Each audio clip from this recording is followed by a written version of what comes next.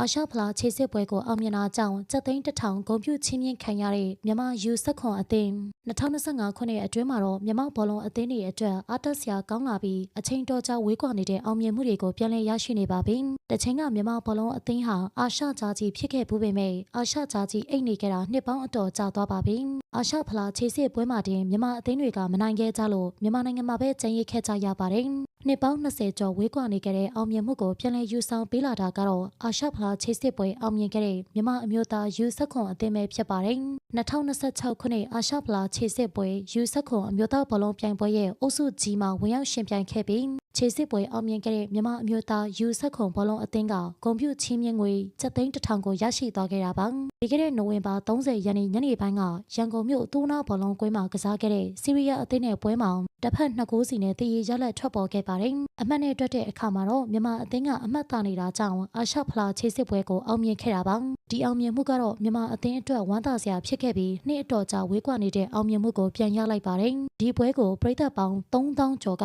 ကွင်းထဲအထိလာရောက်အားပေးခဲ့ကြတာပါ။ဒီလိုများပြားတဲ့အားပေးမှုတွေခမ်းနားတဲ့အောင်မြင်မှုတွေဆိုတော့မြန်မာဘောလုံးအသင်းနဲ့အတော်လေးဝေးကွာနေပြီဖြစ်တာကြောင့်ဘောလုံးပရိသတ်တွေအတွက်လည်းဝမ်းသာစရာပါရှင်။ခြေစစ်ပွဲအောင်မြင်ခဲ့တဲ့မြန်မာယူဆက်ခွန်အသင်းအနေနဲ့လာမယ့်2026ခုနှစ်ဆော်ဒီအာရေဗျနိုင်ငံမှာကျင်းပမယ့်အာရှယူဆက်ခွန်ဘောလုံးပြိုင်ပွဲကြီးကိုပါဝင်ရှင်ပြိုင်ခွင့်ရသွားပြီဖြစ်ပါတယ်။မြန်မာဘောလုံးနီးပြချုပ်ကတော့မြန်မာယူဆက်ခွန်အသင်းကိုကမ္ဘာဖလားမှာရှင်ပြိုင်နိုင်အောင်လဲကြိုးပမ်းသွားမှာဖြစ်ပါတယ်။မြန်မာတွေရဲ့ဂုဏ်ကိုအားကစားနဲ့မြင့်တင်ပြီးတော့မယ့်ယူဆက်ခွန်အသင်းအတွက်ဂုဏ်ပြုစကားလေးတွေရေးသားပေးခဲ့ပါအောင်ရှင်။မြန်မာအားကစားလောကဒီထက်မကအောင်မြင်ပါစေရှင်။ဂျန်ပရိသတ်များလုံးကိုကျေးဇူးတင်ပါတယ်။နေ့ရက်တိုင်းအတွက်ပျော်ရွှင်ပါစေ။